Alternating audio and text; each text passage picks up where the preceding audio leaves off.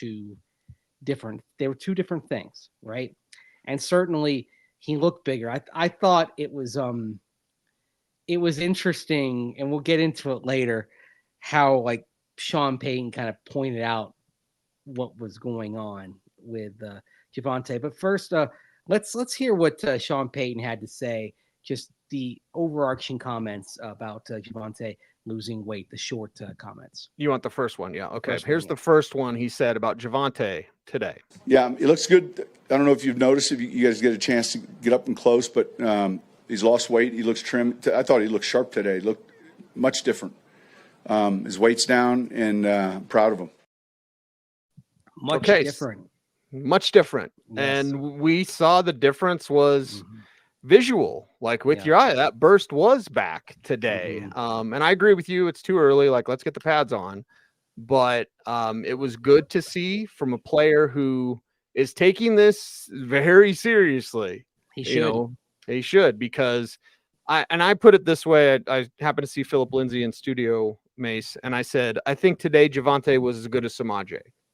Whereas during mandatory minicamp, I believe you and I would both say Samaje was better than Javonte. Today, Javonte and Samaje were pretty even.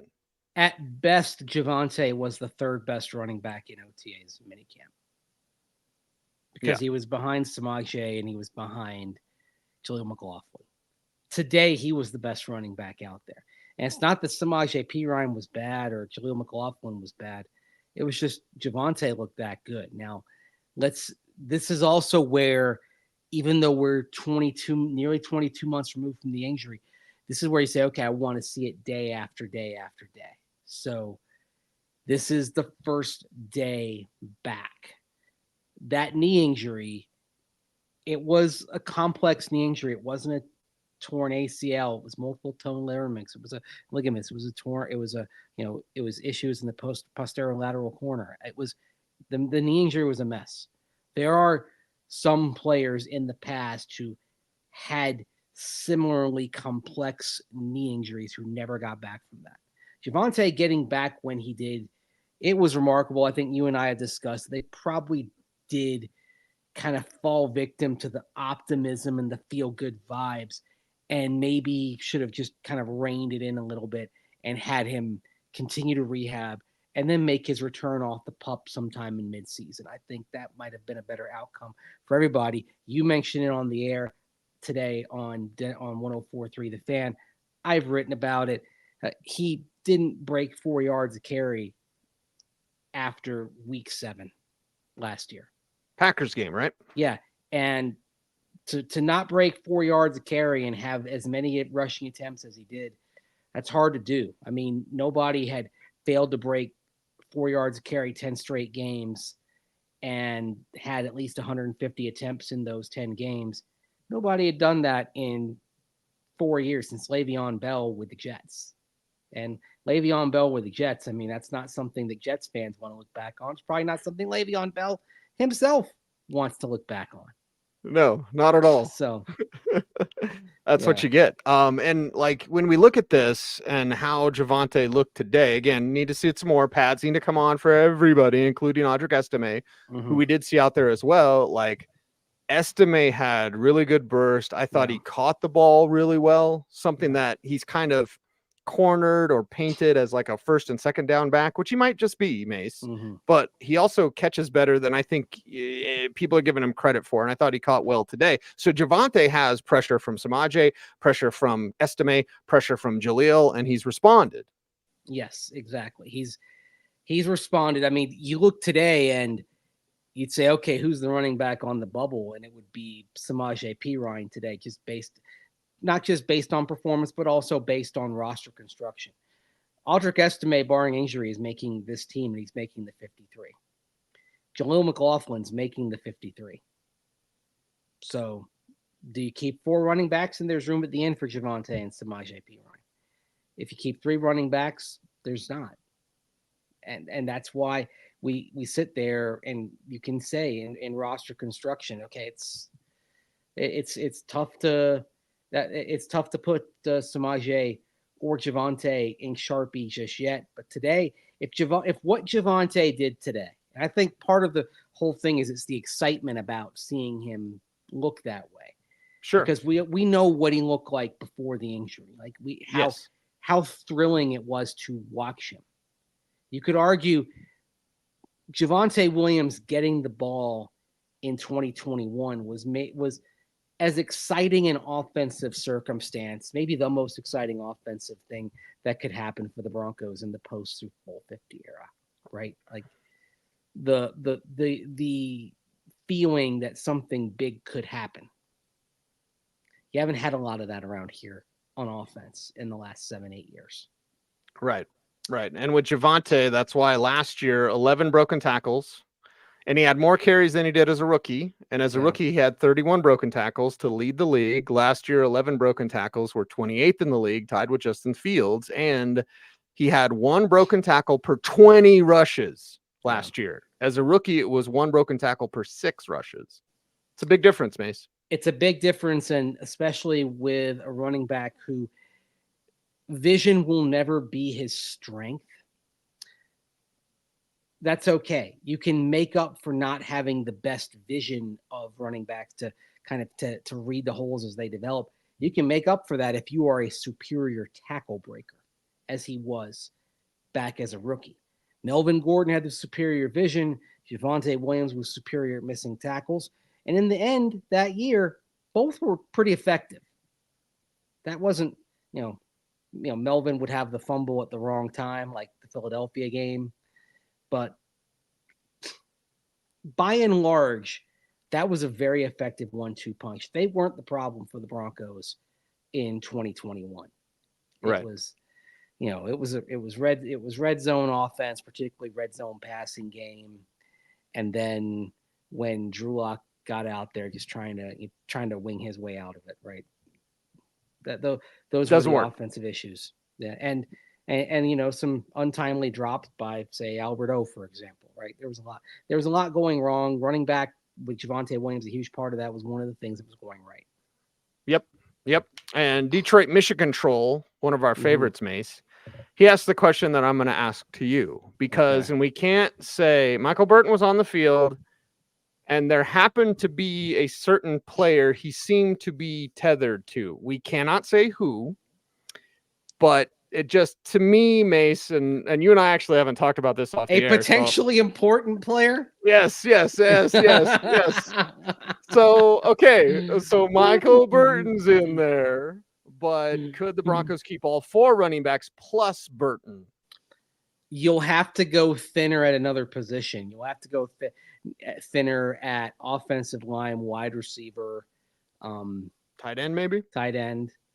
It means you're not keeping 3 quarterbacks. In that calculus, you're probably not keeping all of Jarrett Stidham, Bo Nix, and Zach Wilson. So maybe you're trying to drop Zach Wilson to the practice squad in this sort of circumstance.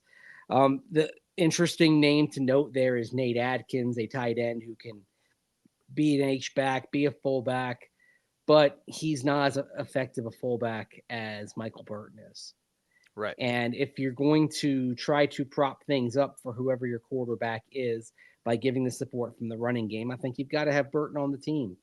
So it would be interesting. Now, Detroit also said it's possible the Broncos keep only 3 tight ends. Yeah, that's possible as well.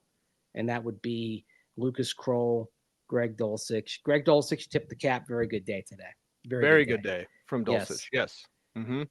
It's not a question, but this thing is, when he's healthy, it's we not all know. A question of whether he can get downfield, make plays, make a nice little toe tap catch on the sideline like he did from Bo Nix. Was it from Nix or from Zach Wilson? The tiptoe on the right sideline was from Nix. That was from Nix. I thought right because it was a rough go for Bo Nix at times in team and 7-on-7. Team, yes. Mm-hmm. Yeah, but even like 7-on-7, there were a couple that he missed, and then team he had that one to Tim Patrick where it was a bit behind him, and Chris Abrams' dream was there, and it was an incompletion. So it wasn't a great day for Bo Nix. Put it this way: on the quarterback scorecard, if you're keeping one for today, Jarrett Stidham won the day. It's Jarrett Stidham for sure. Yes. I will say this before we get back to Javonte. We might do OBT3 today. We're doing OBT2. Make sure to stay tuned for that. But just super quick, since we brought up the quarterbacks, Josh Reynolds, and I can't tell you how, you'll remember how. Josh Reynolds was getting open against Pat Surtain, but Stidham was not going at Surtain. And for me, Mace, if I'm Stidham, we all know Stidham can be safe. But if I'm Stidham, I need those wow plays. So the staff goes, he's going after Surtain, and it's working. And he refuses. And Reynolds is working. Reynolds is putting in the work. And not every time. Surtain's awesome, of course.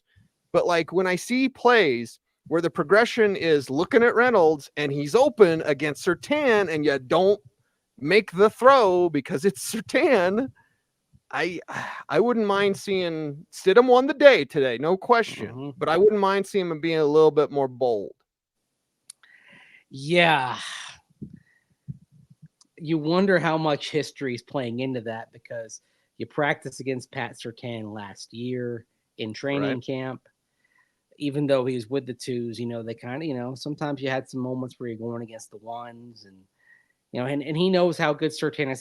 He's known how good Surtain is going back to when he was the quarterback at Auburn and Pat Surtain was at Alabama. They crossed over for 1 year, 2018. So you wonder if some of that's kind of on his mind as he's processing and he's like, okay, I'm not going to throw at Surtain, but Reynolds had space. If you can get, if the timing is right, if it's an accurate pass out in front, some good things can happen even against Pat Surtain. So yeah, the thing is, Bo Nix and Jarrett Stidham, if it's up to me, like if they're close, you have to go with Bo Nix, in my opinion. Like go with the kid. If it's 50-50, you go with Nix because he's younger. And you live with it. Again, like I've said, if you start Bo Nix, you can't bench him. If you do, you're basically admitting failure. You're riding with him. The one reason to start Stidham is so you'd have that eject button that you can hit if things are going wrong. And you could do so and then put Nix in. So I do wonder if that's going to come into play as they make their decisions too. Yeah.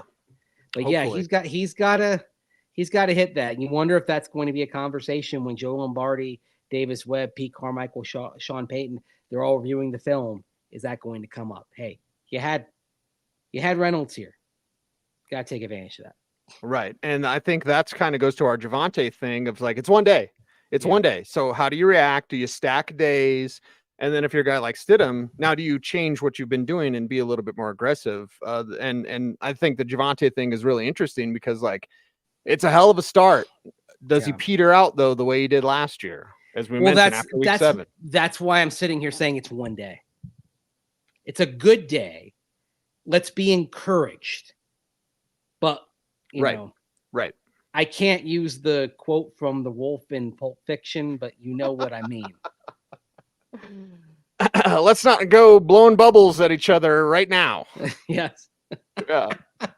There we go. Mike asks on blowing Facebook. Bubbles. That's nice. Yes. Mike asks, how did Blake Watson look? He's on NFI, so we didn't see him today. There was a special teams rep, and I was watching special teams, Mace, and I saw 43, and I was like, wait, there's another 43 because that's not Blake Watson because he's still on NFI. It's kind of a mess. You got some double numbers out there right now that you have to be careful for. Who is it? The linebacker Smith? What, Andre Smith? Wearing the 96 at ILB. I'm like, get him out of the 96. Well, the other thing is, on the roster, if you look at 96, it's still Eni Wazirike's number.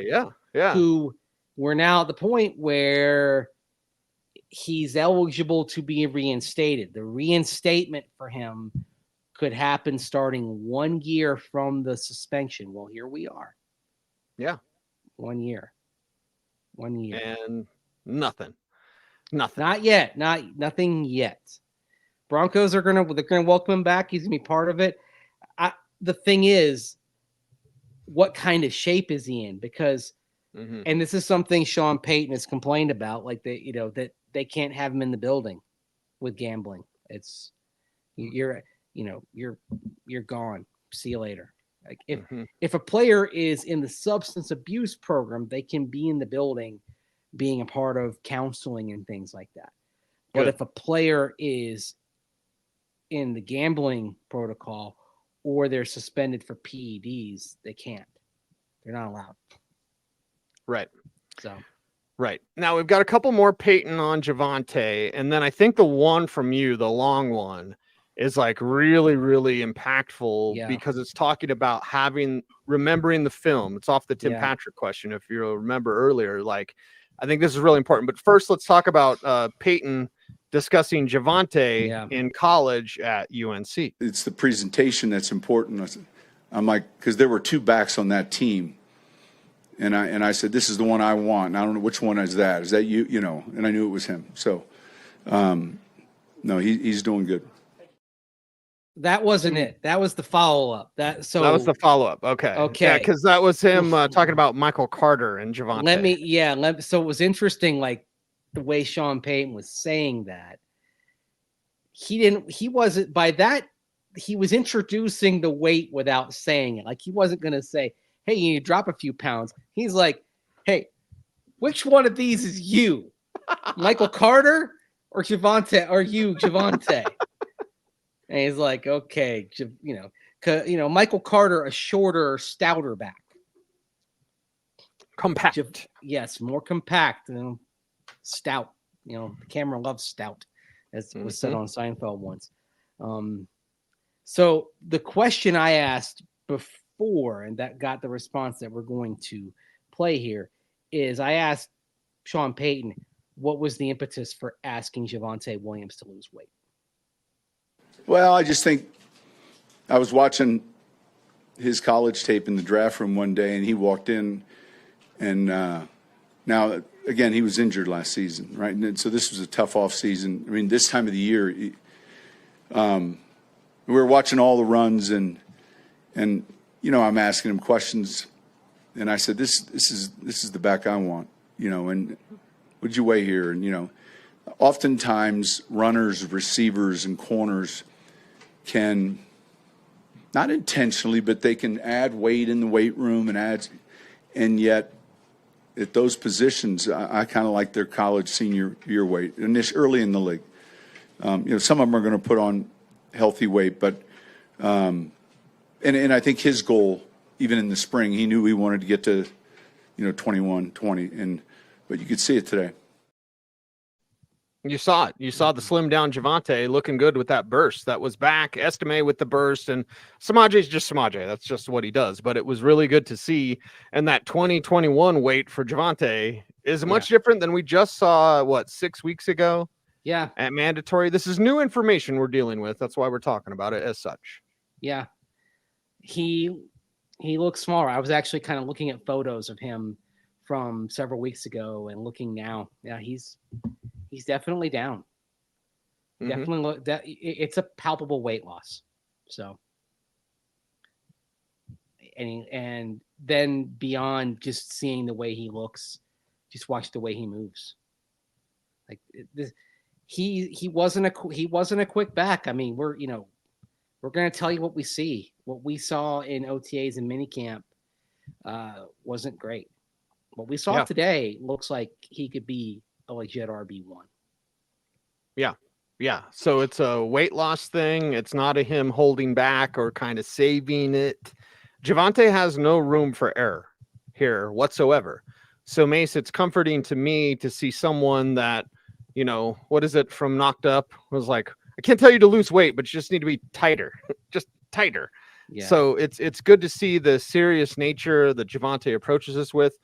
We should expect nothing less from Javonte. This is who he is. Yeah. But it's good to see that because it's serious business, man. This competition is fierce at this running back spot. Oh, Mace dropped off. Mace will drop back in. It's a live show, everybody. That's what we get. So hi, Mace. What happened? You dropped out. You dropped back in. There you go. I didn't do anything. Uh-oh. All right. Well, you seem good now. But it's a fierce competition at running back. It's something we'll watch. I mean, this is day one. It's a win for Javonte. Yeah. Stack those wins. Stack those days. Stack those days. Keep stacking them. And really, the thing about this competition is this isn't a competition where you're saying, oh, they're all gonna make the roster. It's gonna be sunshine lollipops. You're just battling to see what order they're going in. No, I mean, this is existential for a career or a time in Denver, barring injury. unless they decide to go really heavy at running back, barring injury, one of these guys isn't making it. And if you just take a look here at the contract situation real quick, let's just take a look at how it stacks up here. How much dead money how much cap savings do they get? How much dead money for Samaje Perine?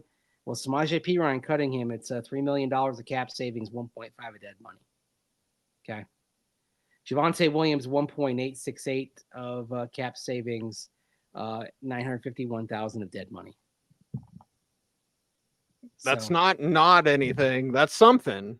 That's something. It says something for Samaje. But Samaje, like Samaje's got the bigger cap savings there. Yep.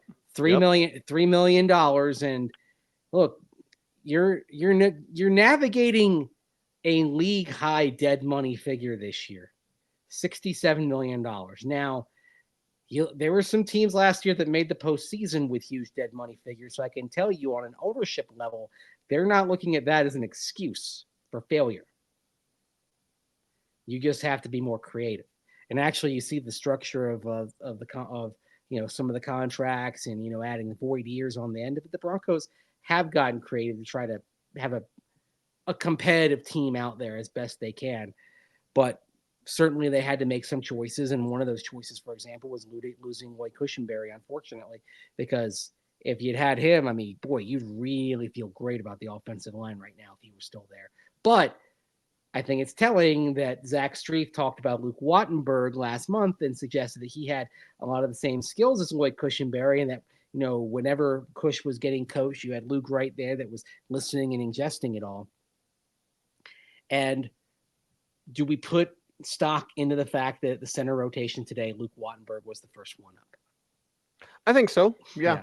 We were watching the reps. We're seeing how they're coming up, and Wattenberg out there first. It says something to me. Yeah. And we've got a lot of roster watching to do as training camp rolls on. Any final thoughts, Mace, as we wrap up today's program? Like I said, Elijah Garcia made plays. Thomas Nkoum, so happy to see Thomas Nkoum making plays.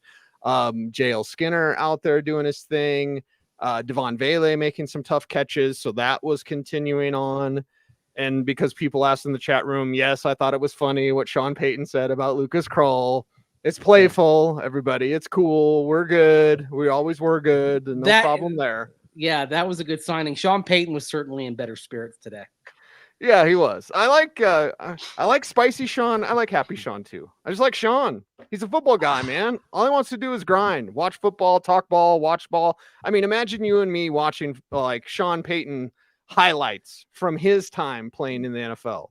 The thing I would like, chop it up for hours with that guy. The thing I want to do is sit back is I want to watch Sean Payton's work during the 1987 NFL strike when he was a replacement player for the Bears. I'd like to sit down and watch that film with him.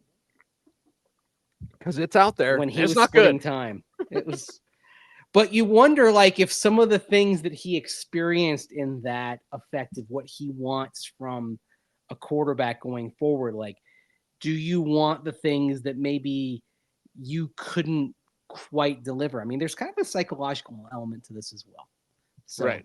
And look, a lot of the best coaches weren't great players. I mean, he was certainly a very good college quarterback, but being a great player, being a great coach are not necessarily two things that mesh. So, and sometimes that's because you're learning from that. You're learning, okay, I couldn't do this, but I really want to find somebody who can. Right. Yeah. Right. So day 2, it's going to be in front of us. We'll be out there. We're having more OBTs. We got OBT 2 for you today, Mace. But I'm excited that training camp is here. And it sounds like we may get pads on Monday. Coach said Sunday, but they're off Sunday. So yes, Monday, maybe. I hope they're off Sunday because I'm not planning on being over there Sunday. Actually, I mean, I can actually we're going to be at lunch on Sunday. So yeah, I can consult the schedule that they sent out. Just sent out. Yes. Which again, we had like the main schedule here, but according to this, there's no practice Sunday. There's no practice the following Sunday either. So On the 7th day, they rest. All right, but we never rest for you. We're here for you. As we grow our YouTube channel, we need you to help out. About 52% of you that watch are not subscribed to this channel. So it's pretty easy to help us out. We don't do any silly super chats. Pay me to see what you did on the screen. Like, no silly super chats, no damn paywall at our website, denversports.com. Check it out. But Mace, we need their help on YouTube. How can people help us out? Like, comment, share, subscribe, hit the notification bell so that you never miss a vid. That's right. He's Andrew Mason. You follow him on all the socials at Mace Denver. I'm at Cecil Lammey saying OBT's BFD. Thanks for watching. Stay tuned and stay frosty.